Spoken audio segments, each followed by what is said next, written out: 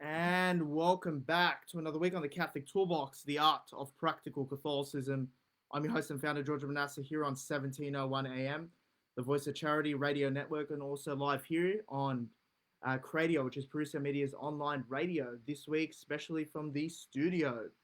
And for those discerning good Catholic education for their children, we're especially addressing a two-part series here tonight, discussing Catholic education here with Deacon Harold Burke-Sivers, who's also a father and will impart this wisdom.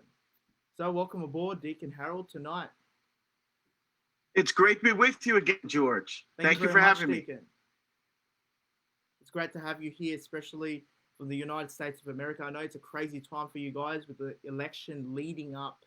It's actually coming very close. It's the first day of spring here in Sydney, Australia, and we're already discussing, summer plans and will COVID be over? Will there be a vaccine? Will there be, hopefully it's a springtime for the church now, especially with Catholic education and with people coming back to the faith, having learnt something from COVID-19 and the struggles that we went through. Hopefully there's some positivity that will come out of it, Deacon.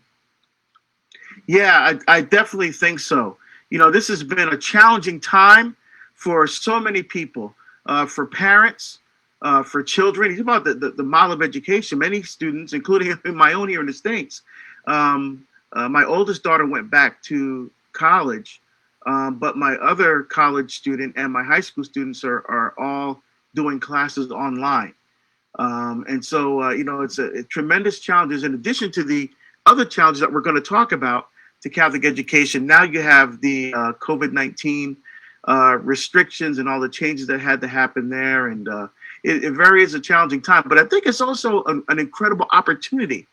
I think God is speaking to us in a very direct way through this coronavirus. I think he's waking us up and reminding us that, excuse me, I'm still here, and God can only be mocked for so long. We've been as a world, we've been heading down this dark road for a long time. And if God gives us opportunities to correct ourselves, but if he doesn't, as we've seen many, many times in the scriptures, God will correct it for us. Right? Exactly. So when the Israelites in their relationship with God couldn't get it right, he said, well, Babylon will do it.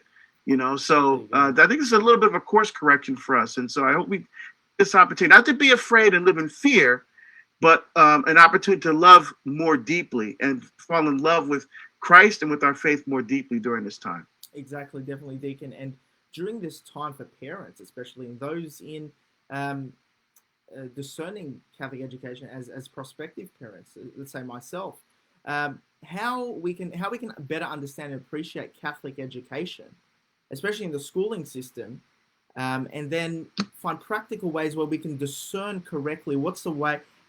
Where can we best discern Catholic education for our children, especially in a modern society today, which attacks and undermines the faith? What is the best way to go about Catholic? There's so much debate around, do we homeschool? Do we go to certain schools, a handful of schools, around different cities? Do we go public? Where do we go? And which schools? How can we discern best? What's the best way to give a good Catholic education, upbringing the faith, and creating well-rounded children who will bring the faith, live the faith for our modern world, for the future? If you can enlighten us, Deacon, with a bit about the history, the heritage of good Catholic education. Well, the Catholic Church actually founded the modern education system. Really? Law, science, political theory, philosophy, many of those disciplines were actually developed by the Catholic Church herself. So the Catholic Church has always been intimately involved in education, but always with a lens toward discovering the fullness of truth. Because that's the key, is discovering what the fullness of truth is. And of course, looking at our relationship with God and with the world and with each other and with nature, seeing through the different disciplines of education. And the task of the Catholic school in that educational process is to synthesize culture and faith, or to integrate human knowledge through the subjects that are taught in light of the gospel, so that there's a connection between the faith, our faith, and the everyday lived experience, understanding the world around us and our place in the world, and the disciplines of science and philosophy through the virtues that are given to us by the church. And so that's what's supposed to be happening. Now, remember, parents are the primary educators of their children. The parents. One of the ends or the purposes of marriage is the procreation and education of children. And the problem, George, has been that I think for going on for a long time now, parents have outsourced their responsibility of teaching their children the faith. So, we will drive them to soccer, we'll drive them to basketball, we'll take them to their athletic events, and to ballet, and to all these extracurricular activities. But when it comes to the faith, sadly, many parents will say, well, Father will do it, the parish will do it, Catholic schools will do it, youth group will do it, which is fine. But here's the thing. Those Catholic schools and those other institutions exist to support what's supposed to be going on at home, not take the place of it. Right? So, because at home is where young people learn to fall in love with Jesus. The schools and the parishes, those are places where the kids get the head knowledge, but then they need to take that knowledge that they're learning about Jesus, physics, bring it home, and see it being lived out in the everyday lived experience of family life, which St. John Paul II called the domestic church, the church of the home.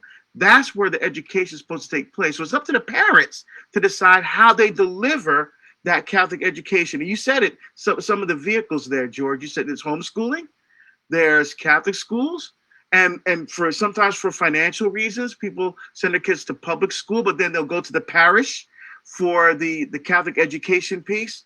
But the one thing that I think that we need to probably improve more than any other area is teaching the faith to our children at home, especially through the lived experience of that faith. Exactly, because there's so many frustrated parents out there who express to me, where can we send our kids? They're frustrated with schools. Their kids are leaving the faith, and they're going off to university and leaving home, and then they're abandoning the faith altogether, and they're looking at and pointing the finger at the schools, but then not then taking the responsibility that it's the parents' responsibility. Parents are the primary educators of the faith. I mean, you can get no Catholic education anywhere in the schooling system, whichever path you choose. But if your parents are practicing the faith, your parents will catechize you there and then, catechetically, and also through the practice of the faith. The example is the greatest catechism, where we can learn the faith by them living it. We have that first-hand experience of living the faith. But to so many people, they look at it and they say, oh, well, society is changing. Society is really moving towards a secular direction. They want to teach our kids all sorts of things. What can parents, if you can give us 3 practical tips here tonight for those listening, and this is going to be a shorter episode. There won't be time for any questions here tonight for those listening and tuning in live due to the heavy nature of this topic, actually. But I really want to leave our listeners with 3 practical tips about how, as discerning families, discerning marriage, people with children, people already with children in schools, how can they best discern the avenue for their children going to school? I understand it. The first step is parents living it and teaching their kids and catechizing. You're the primary educators. It's not anybody's job. You need to be on top of that as parents. But then which direction where they have to outsource the responsibilities? Surely you'll be influenced wherever you go. That's outside the realm of the family. If they're going to choose paths, what's the best way to discern how they're going to teach the modes to make sure that they're getting it check from the home? And then they need to tick the box, check. Are they getting it wherever they study the maths and the sciences? And then check, are they at the parish? Are they getting formation from the parish? The 3 pillars are The school, firstly, the family, the school, and the parish. So those three. But the second one, obviously, the school, or whichever mode of education they choose. What are three practical tips, deacon, as a father, that you may even want to share what you're doing for your children and their education, or what you've done in the past? What are three practical tips here tonight for those in Australia discerning Catholic education for their children? Well, I want to, before I give the three tips, I want to make sure that we understand the situation that's going on. Back, in the past, maybe 20, 30 years ago, you send your kid to school knowing that they're going to go to the school and they're going to learn the Catholic faith. But now it's not so sure for a number of reasons. Really? One, a lot of the secular ideology and the secular Wow. culture has been making its way into the schools. So you have teachers now, although they're teaching in Catholic schools and they're getting a paycheck, they actually don't believe in the faith themselves.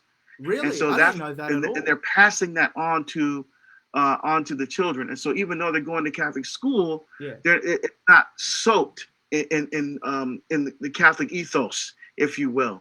So basically, if when that happens, it becomes, George, a very expensive public school is basically what's going on there. So parents have to be aware and alert and involved in the schools and in the parish to make sure that what they're learning is actually in line with the teachings of the church. So here's the things that we did when we were looking at how to do this. First of all, I think I am a proponent of homeschooling. We did not do it ourselves because I think you have to have a certain kind of a personality for homeschooling. I can just imagine the demand, us. Deacon. I mean, just 8 hours a day where, most parents, enjoy dropping their kids off to school. This is my time to go shopping. This is my time. And then, you got to take the kids all day. Yeah, so it's an interesting. Yeah. So one of the things that because I grew up with Catholic education, so that's what I was used to, and that's what we supported here. And so you want to make sure that wherever vehicle that you're using, homeschooling, the parish, or the schools, that they're creating an atmosphere of prayer. Right? It's not just come and learn a bunch of stuff. We have to tie the head and the heart. So they should be attending Mass at least every week if it's a Catholic school. They should have opportunities for the kids to go to confession. They should be teaching the basics and fundamentals of the faith. And what happens, these kids have questions about what they're learning. They should be able to go home and the parents should ask, wait, what kinds of things are you learning in your religion class today? Let me take a look at your textbook to make sure that the book that you're using is faithful to the church. Doesn't have an imprimatur. Doesn't have the permission from the church for bishop to be able to teach the faith. So you can be confident. Excellent. That's definitely one thing you want to do.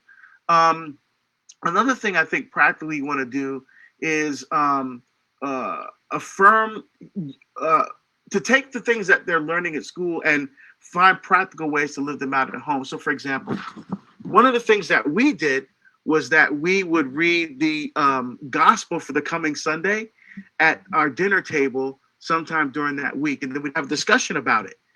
So as they're learning these parables and stories of Jesus in school, we're also talking about them at home and giving our kids an opportunity to hear us talk about the scriptures and apply them to their everyday lived experience so that the disconnect doesn't happen.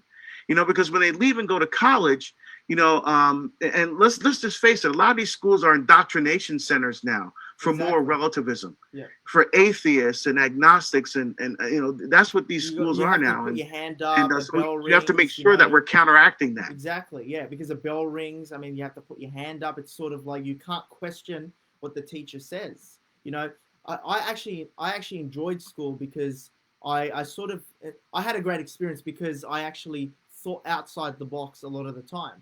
Sometimes, the parent-teacher interviews, I'd just go, I pick which teachers I want to speak to. I mean, a lot of it's not, from my experience at least, is not genuine. I mean, it's not genuine education anymore. I mean, I always used to question the system. That's something I enjoyed as a kid. And I had great supportive parents who supported me in questioning the system itself. I mean, it's an important thing that you mentioned, Deacon, that they have become indoctrination camps, basically, a lot of the time. Not in all situations, but depends on the experience, depends on wherever you are. I mean, this is very generic, stuff that we're speaking about.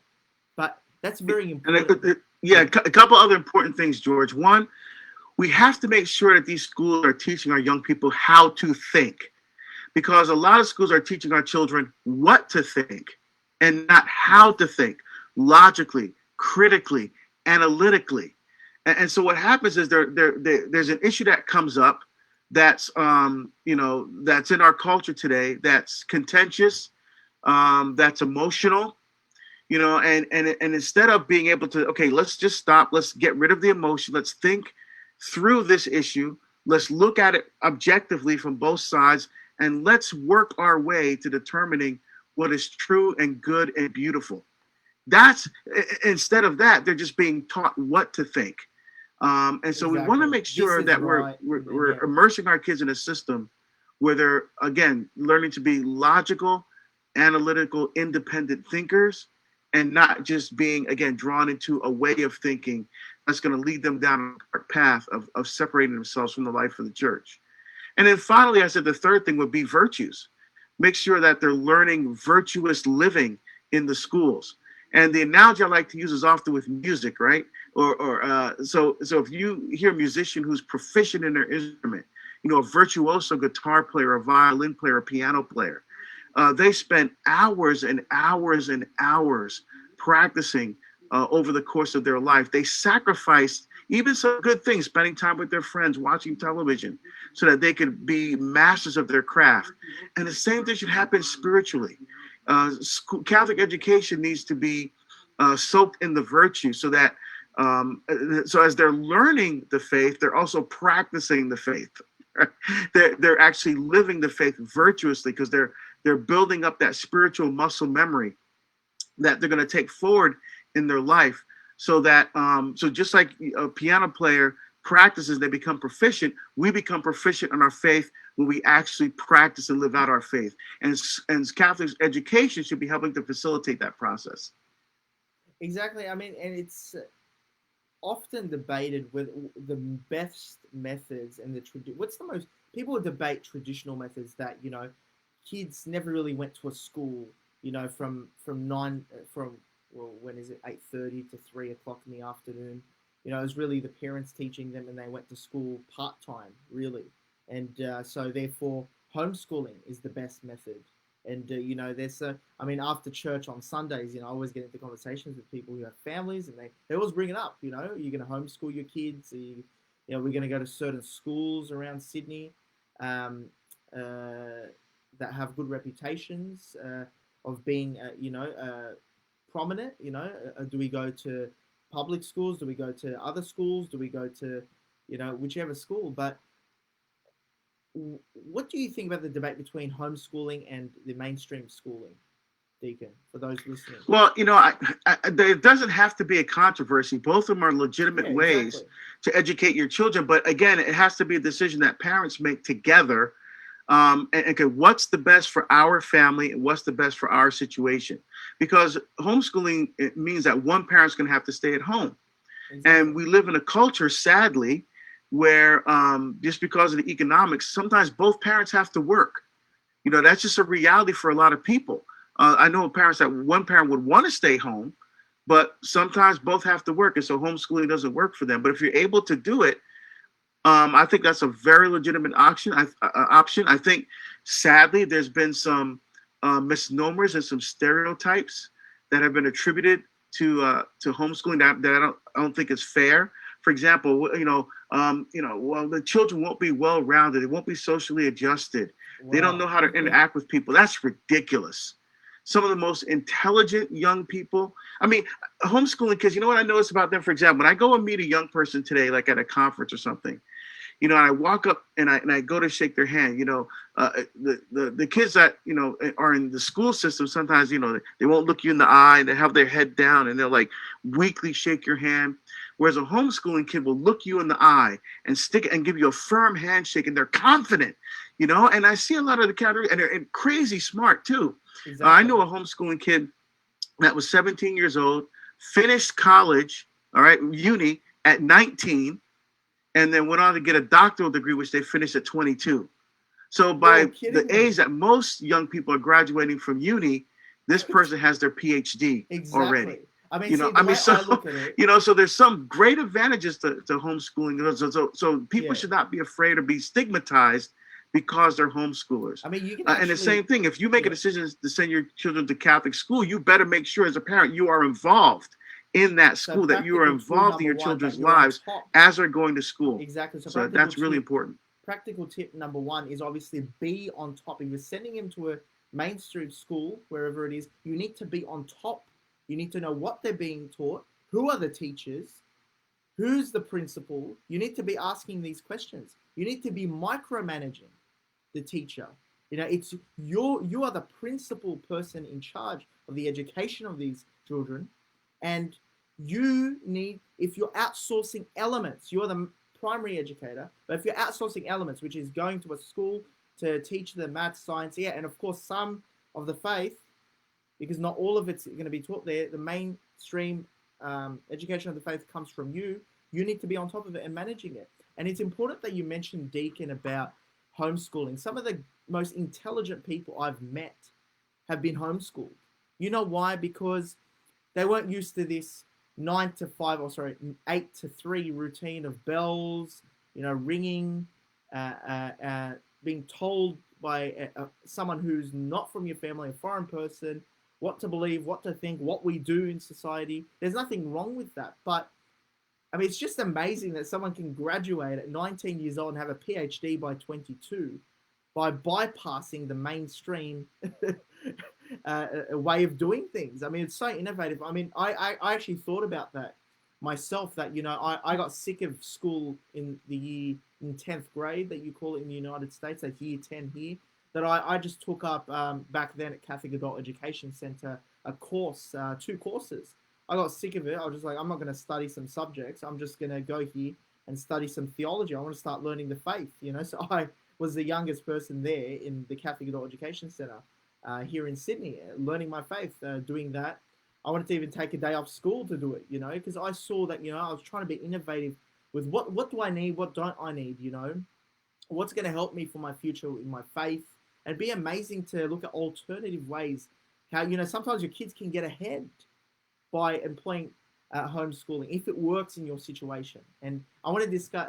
It's great discussing the advantages of homeschooling here tonight. So parents know it's an option. You know, there's online resources. You know, you have to go to your teaching, but wherever you are in Australia, your local state teaching body issues the requirements for homeschooling. You can do a lot of it online. I mean, really, schools, to be honest, universities now, everything's online. Schools are going to turn online, you know, where you can just do it by correspondence. We learnt through COVID-19. So why not just do the whole thing online and get together with good Catholic families? There's a lot of talk now for the future. Good Catholic families in my circles, you know, who are discerning marriage, preparing for marriage, already married, you know, how are we going to educate our children? There's big talk about getting 5-6 families together, or a couple, 2 to 3 families, you know, it could start with 2 families. So you have different children interacting with different children, and start, you know, getting maybe one person out of everybody else and chipping in, you know, finding a vicinity where we can teach these kids, and homeschooling, but doing it together as different families. That's an innovative way. You know, if parents want to make sure they're on top of the education of their children in the faith, first and foremostly, and in the maths and sciences and the humanities. You know, there's no point in learning maths, science, physics, chemistry, all these things if you're losing your soul. There's no point. Yeah, and you're absolutely right, George. I think in the States, by the way, we call that a cooperative homeschooling model. So what typically happens, Georgia, in some ways that homeschooling education is delivered, so you'll be home with your own homeschooling family, like Monday through Thursday, and then Friday is a cooperative learning day. And so you'll get together with other homeschooling families, and they'll have a cooperative learning day where all the kids are learning together. You know, so that brings in that social interaction and those pieces that people often criticize homeschoolers about. I mean, but you're right. I mean, what I love about homeschooling, they're teaching these kids again how to think logically and critically. They're not just learning math. They're thinking about how to think about math. They're learning the philosophy behind mathematics. and so they're much more deeper thinkers, much more logical thinkers, much more practical thinkers. And I think that cooperative model kind of brings it all together. So some very good things there, George. And one thing you want to be careful about with the schools as well. I'm not sure. I want to make sure this is how it works in Australia. Does the government supplement Catholic schools, private schools in Australia? I'm not sure about any system, and I may be wrong. I think it does, perhaps.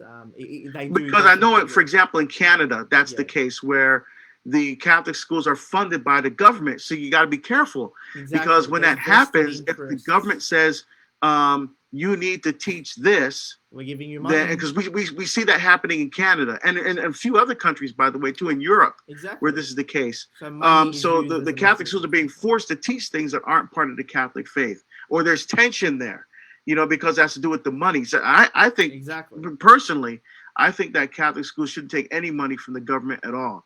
That way you're not beholden to them, and you can go ahead and teach our faith without any reliance on the government. But I think because this is very expensive to do it that way. So I think you're right, George. I think with the online model now, I think you still need that interactive piece, George. Why? Because we're an incarnational church. Absolutely. Right? The Word became flesh and dwelt among us. Jesus touched us with his own hands and loved us with his own heart. So that personal interaction for us as Catholics is still very important. So if you're going to do homeschooling, I think that cooperative learning piece is going to be important.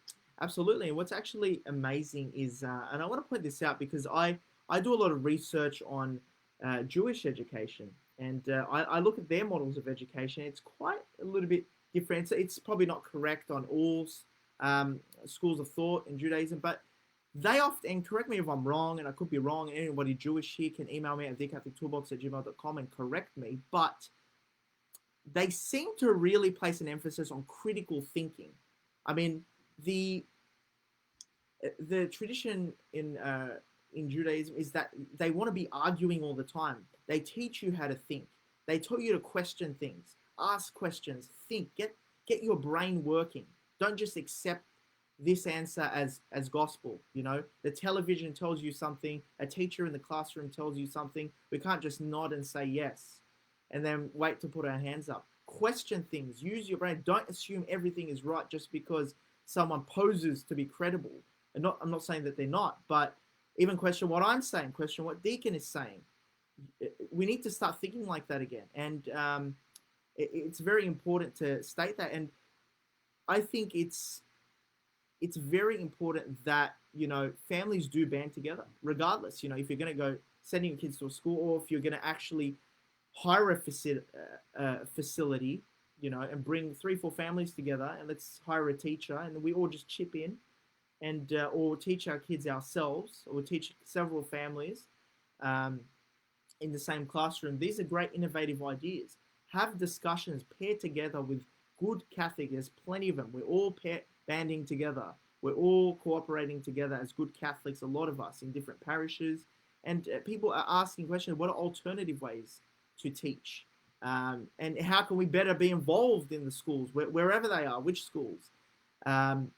So I think it's important for us to think for ourselves and take these 3 practical tips here on board.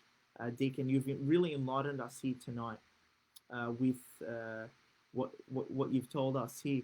So what would your final words be as encouragement for parents?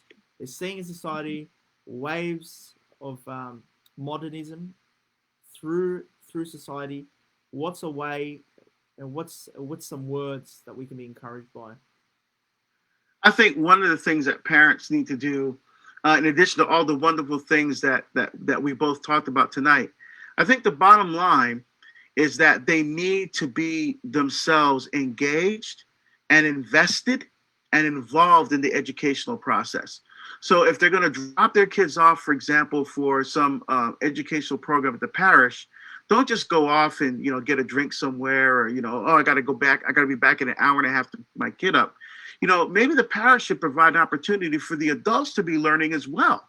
I would love to see a model, George, where when the parents are dropping their kids off, instead of driving away and going do something else, that maybe there's a parallel program where the parents are actually learning and deepening their faith themselves. Why? That way they can have much more robust and deeper discussions at home. So it's not just like, because if we don't make that connection, George, what happens is these kids will learn these things of the faith. And if they don't see the connection of the lived experience at home, if they're not having these discussions with their parents, if they're not learning from their parents how to think critically about these issues and always searching for truth, then it just becomes another class that they have to take. Exactly. Math, Who's English, listening science, anyway? language arts, religion class.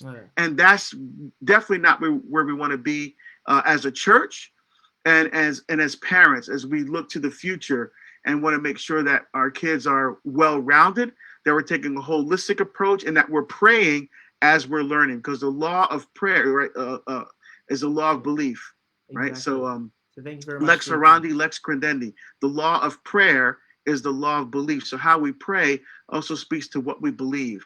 And so I think that needs to be that very deep, holistic approach to education. Exactly. And lex vivendi, how we then live. Yes. Yes, Great. exactly. Thank you very much, Deacon. It's been an absolute pleasure having you here tonight. Short and sweet for those here in Australia and those around the world listening here about how to discern good Catholic education. Be sure to subscribe and download the Catholic Toolbox podcast to re-listen to any of our episodes. And don't forget, you can also stay tuned with us here by following us on Instagram. So The Catholic Toolbox Show on Instagram, or The Catholic Toolbox on Facebook Live. Thank you very much, Deacon. Thank you, George. Thank you very much. God bless you. And thank you for tuning into the Catholic Toolbox, the art of practical Catholicism. I'm your host and founder, George Manassa. Until next week, God bless, take care, and take action.